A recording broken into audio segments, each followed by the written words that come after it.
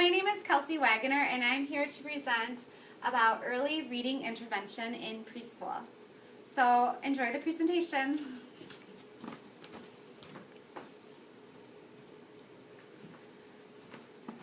Okay, so first I'm going to talk about skills that are necessary to become successful readers.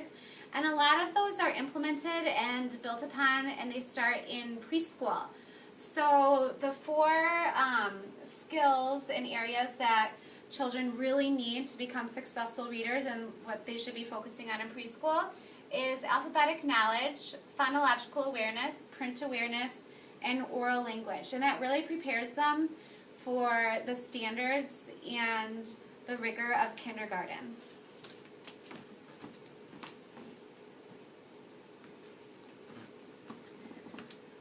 Okay, so next I'm going to talk about pre-kindergarten and the importance of literacy and how a lot of it is done through play. So this is kind of new to me. This is my first preschool special education class that I am taking, and right now I'm teaching 2nd, 3rd, and 4th grade in a resource room. So this is kind of new to me, learning so much about literacy through play for the students. So it's really woven throughout the day. And it involves them imitating like a lot of adult activities like playing kitchen. They'll see like the different labels for different cereals or different crackers, and they can really see how there's a lot of print throughout the different activities that they are doing. And so they really naturally absorb the print and begin to recognize it.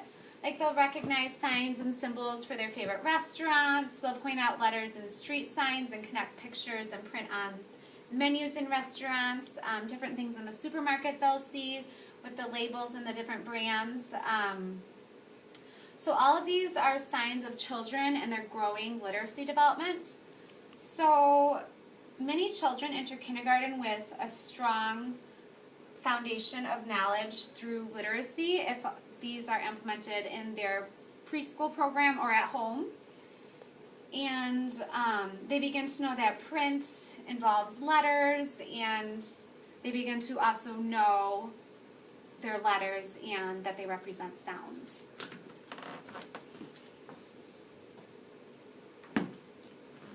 Okay, so next I'm going to talk about the Illinois Early Learning and Developmental Standards. So these provide expectations and reasonable, agreed upon expectations for preschool children throughout the state of Illinois. So it's not really a checklist, but it's what teachers can use for what they would expect from their students and the skills that they expect them to learn in preschool, so that they are then ready for the standards and the expectations of kindergarten.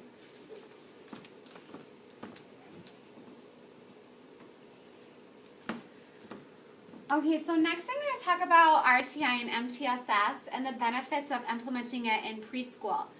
So when I was in school, they called it RTI, which is response to intervention. But a lot of schools are now starting to call it MTSS. And I know at my school they're starting to call that, it's called multi-tier system of supports. But basically it's the same thing as RTI, just a different acronym. And it provides a framework of assessments and services for students. So early intervention will remediate gaps in their learning before they enter kindergarten, so they're able to address the problems and concerns in the students earlier. It's important that it's explicit and it targets the students' needs. So it really just allows to identify the students' difficulties earlier so they're able to help them sooner and really get them that extra support that they might need. It provides a database method for evaluating like how effective the instruction is, like what type of approach works well with the student, and really gives them that chance to improve before they enter kindergarten.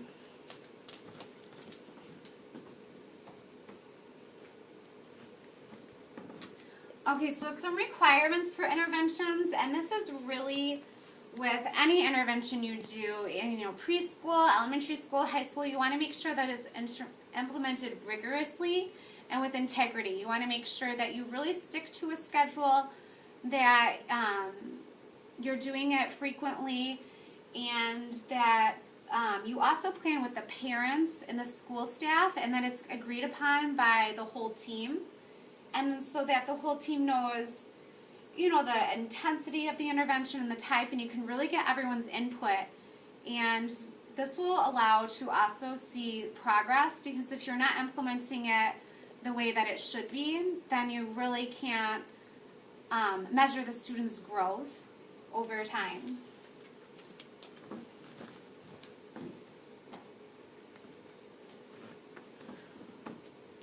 Okay, so there are features of like RTI and MTSS that are shared with school-age children. And there's tiered instruction and intervention. There's, I'm going to go into tiers 1, 2, and 3. Those are both found in preschool and in elementary, high school. So there's ongoing assessment and progress monitoring, like I was talking about before. You want to make sure that you really stick with it to see, you know, is the intervention helping the student? Are they really moving forward? Or do you need to take a step back and see if there's something else you need to try or a different approach? And also the family involvement. So this is even more so with preschool. You really want to get the family involved. And each of these can also be adapted for preschool.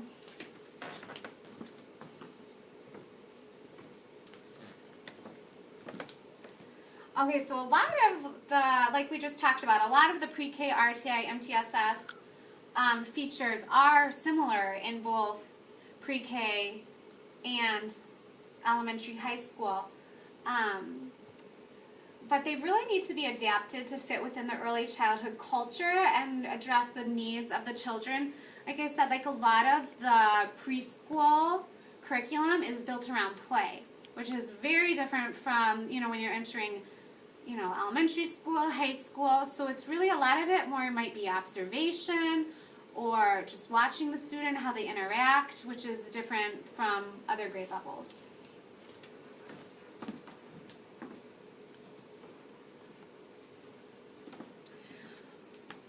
Okay, so there's also, next I'm going to go into the early childhood beliefs that shape the application of how RTI and MTSS is implemented in the pre-K setting. So you also need to think of like the social emotional skills of the student, the motor skills, like where they're at with their language skills. Their skill level will be lower for this. And also just going into, again, the importance of providing supports early to really enhance their success. And you're also going to want to provide the support and the services in a natural setting, because that's what they're comfortable with, and it really shows how they're interacting and their skill level with what they're comfortable with. If you take them into a different setting, they may be a little more unsure. It's not how they're usually going to be behaving and performing in their skill level. In most cases. So especially with the preschool students, again, like what they're doing with the natural play environment. So a lot of it for preschool might be observation, depending on the skill you're assessing. And it's really the critical contribution of parents and families to the success of the child. You really want to get to know the family, so in their situation and their kind of family dynamics, so that you can get to really help the student. I know even with my students, I have, you know, some parents will come into the classroom and volunteer, where I have some parents that I haven't met and we talk over the phone and they're just not able to be as involved. They have different circumstances, so you just really want to get to know the family and the impact that they will be able to have and how much assistance they'll be able to provide and how you can work with and accommodate them.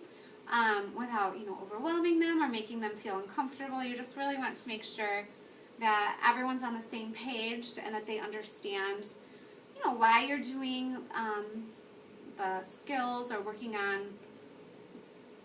different assessments with the student.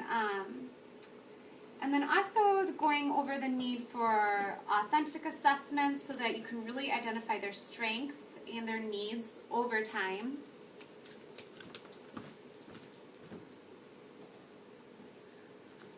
Okay, so next I'm going to go into Tier 1, and a lot of us are, especially if you're from a special ed background, you're definitely familiar with the different tiers for intervention. Tier 1 is the foundation. It's high quality education and programs for children. So here's Tier 1. It's typically about 80% of students who respond well to just the core curriculum. It's evidence-based curriculum and intentional instruction.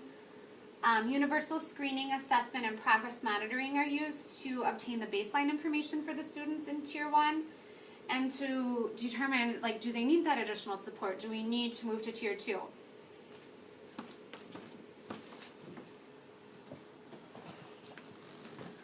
Okay, so Tier 2 is usually, it's right here, it's the blue. It's about 15% of the students, and it's more strategic. So as students who didn't really respond as well as you would hope to the core curriculum, they're considered more at risk, and they just really need supplemental instruction at that point. So it's more intensive learning opportunities. They provide it to larger small groups who just need that additional support. So progress monitoring is conducted more frequently than you would at Tier 1. This is really where you get to include and involve the parent family members, again, depending on the family dynamic, to really collaboratively problem solve with your team. And there are several different pre-K progress monitorings available, such as the early communication indicator and the DIBELS, the dynamic indicator of basic early literacy skills.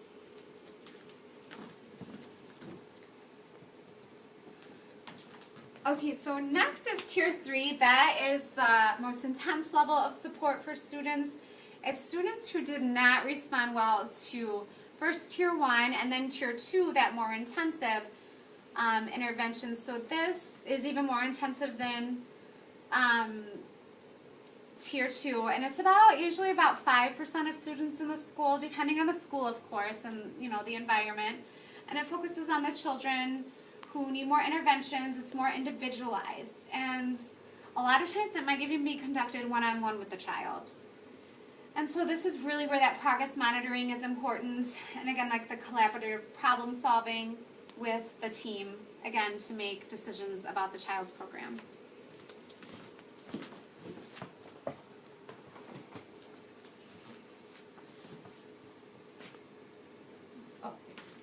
Okay, so next I'm going to kind of go into about the learning needs and the child's strength. This is going to be kind of going into the screening, assessment, and progress monitoring. So effective intervention should, they show statistically significant positive effects on reading outcomes. So these can kind of include, just for some examples, the teaching of sounds and letters, helping children make sense of print concepts, reading to and sharing books with young children, and direct efforts to teach oral language.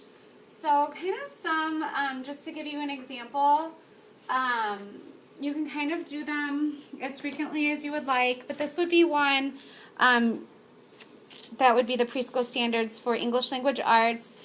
So you could either do them quarterly, but if you're, if they're on Tier 2 or Tier 3, you probably want to do them every week or two, depending on what you are monitoring. So this one kind of goes through the different standards for preschool, and it will ask you to do benchmarks for them and kind of just see like things like recognizing letters. Are they recognizing some alphabet letters? Understanding that letters make words, recognize print in the environment, just really going through and making sure that you really keep track of everything that they're able to do so you can assess their progress. And so if you're doing RTI, you're really going to want to do this more frequently, and again, you're just going to really want to talk with your team and see how frequently do we think these interventions are necessary and how frequently do we think that we need to be progress monitoring them.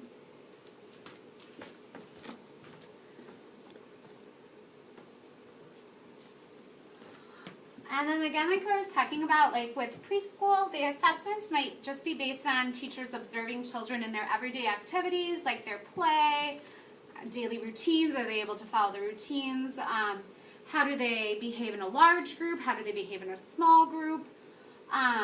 So the teachers and the team determine the best way to document the observations and then relate them back to the Illinois preschool standards.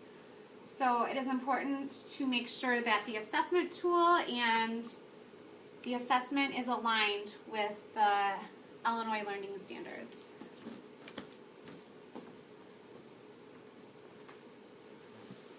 So really going into the evidence-based practices and standard protocol, it really is important that they are used so they can increase the likelihood that the supports and services will benefit the child. So within early childhood education, there's a solid foundation of evidence-based curricula, instructional methods, and service delivery models that can be used to respond to the academic, social, and behavior needs of young children. So it is really important to use data-driven decisions to make the determinations on the level and intensity of support that the child needs, like what tier they're going to be on, what interventions they need. It just really needs to make sure that you use that data to support your decisions.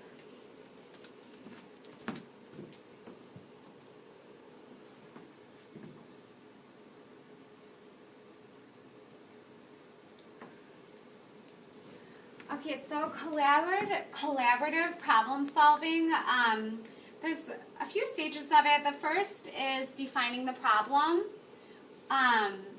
So this could be something like the child is struggling with letter naming. And next is analyzing the problem to determine why is it occurring. And this could be something such as too few opportunities for letter recognition are provided. The third is the implementing the plan. Like, what are we going to do about this problem? And that could be designing specific embedded opportunities for practicing the letter names. And then next, the fourth step is evaluating it. Is it working? Like, is this intervention effective? And so that's just really implementing that support plan while you are monitoring it. And then so the next step would be to collaborate between, the team, like the teachers, the service providers, the parents, and see, and problem solve and see if the intervention is working. And so each team member, like we've been talking about in my class, each team member has a unique role and is able to offer different ideas and really is able to bring their expertise to the table and work with the team and offer their knowledge.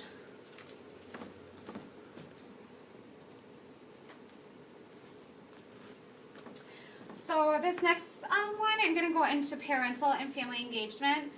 And like I was talking about before, it really just depends on the family. You want to make sure that you're comfortable with them, like the dynamic, that you're respective of their family situation, whatever it may be, and that you work with them in any way you can to make sure that they really understand what's going on. You may need to explain it a different way, like a lot of examples or models of what you're working on in class are super helpful usually.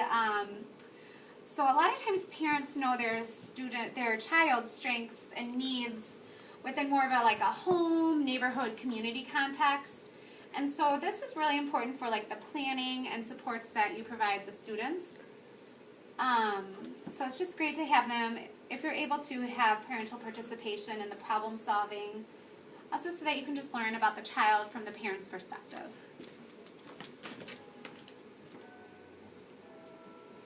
Okay, so next I'm going to kind of go into a few books that I really thought would maybe just benefit, maybe in an intervention or even just in the preschool classroom. One of them was Richard Scarry's Best Word Book Ever. And this just gives students and children a great vocabulary building tool. There's so many, it gives a lot of pictures, great illustrations and labels, so they can really just build that vocabulary base.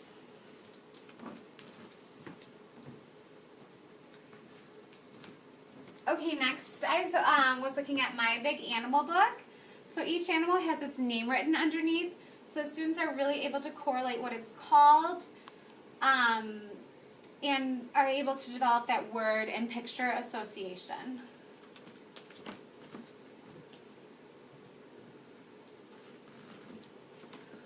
Okay, next is Dr. Seuss's ABC. This is one of the beginner books. I can read it all by myself. And this really just gets kids learning their ABCs. And I know my students love Dr. Seuss. I guess it would definitely depend on the student. But if you like Dr. Seuss, it's an awesome book.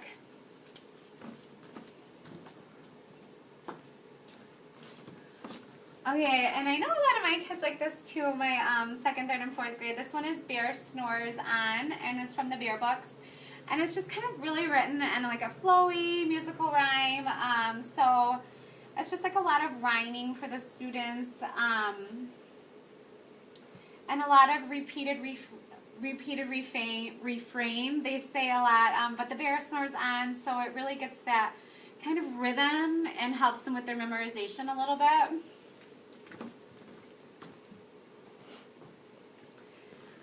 And then another one I thought of was, since so much learning and interaction in preschool is based on play, this one is How Do Dinosaurs Play with Their Friends? So it's kind of like a fun guide for students to learn about friendship and like, how do I play nicely with others?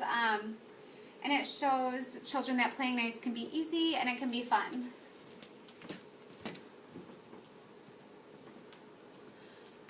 Okay, so next I'm going to kind of go into books that would be great for teachers, for parents, and some of those, the first one is Early Reading Instruction and Intervention, and it's for pre-K through grade 2.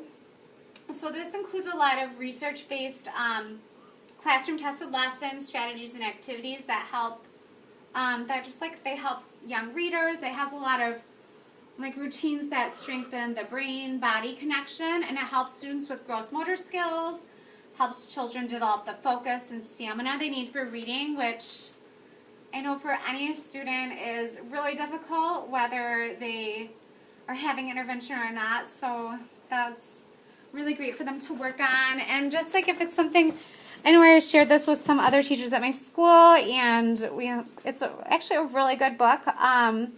So just to kind of go over the chapter 1 is like the physical readiness, interventions within whole group instruction, tools for best practice and interventions, phonological awareness and phonics, sight words, vocabulary fluency and comprehension. And so it's just a really great book about just different ideas about interventions you can do in your classroom. And I was looking through it, and I feel like a lot of them are even ones that I would want to use in my classroom.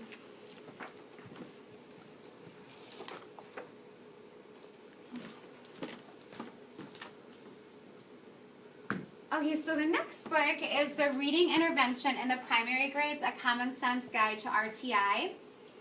And this book, let me see, this book is more a blueprint for like planning, like small group interventions for struggling readers in grades, again, pre-K through 2.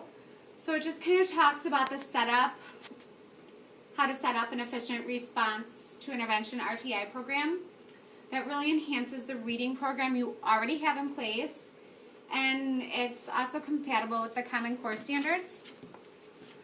So let me see. So just to kind of give you an overview of what is in store in this book,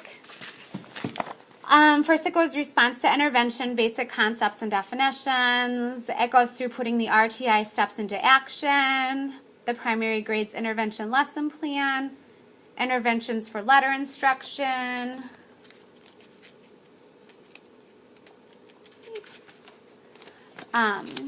interventions for decoding and phonemic segmentation, interventions for fluency, and what to do when interventions don't work, problem solving, which I think is a great one because a lot of times I try things with my kids and I'm like, this just isn't working. Like, what do I do next? And so this is a really helpful chapter to really get you to that next step.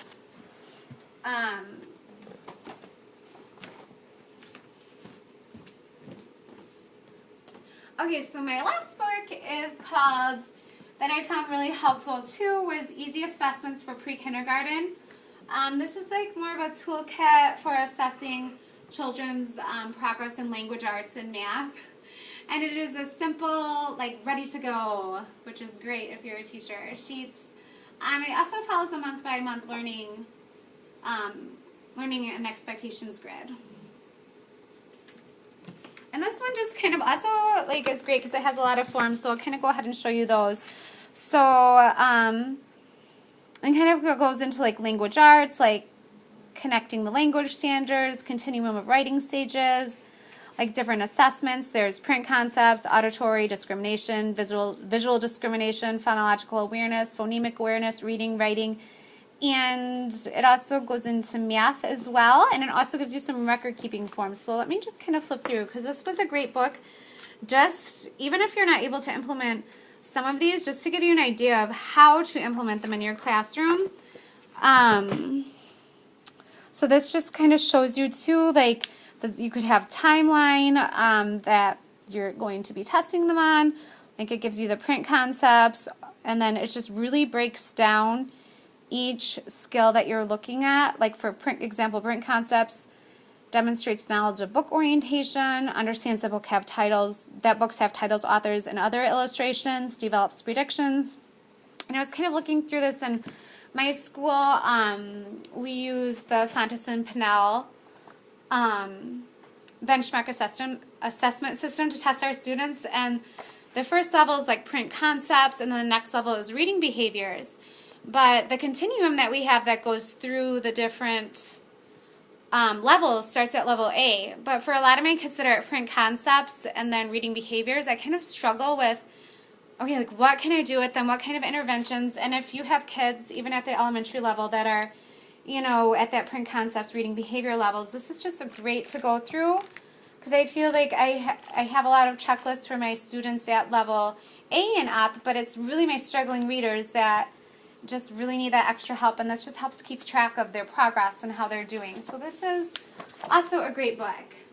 So that is pretty much everything. I hope you enjoyed the presentation, and if you're in my class, feel free to email me with any questions that you may have, and thank you.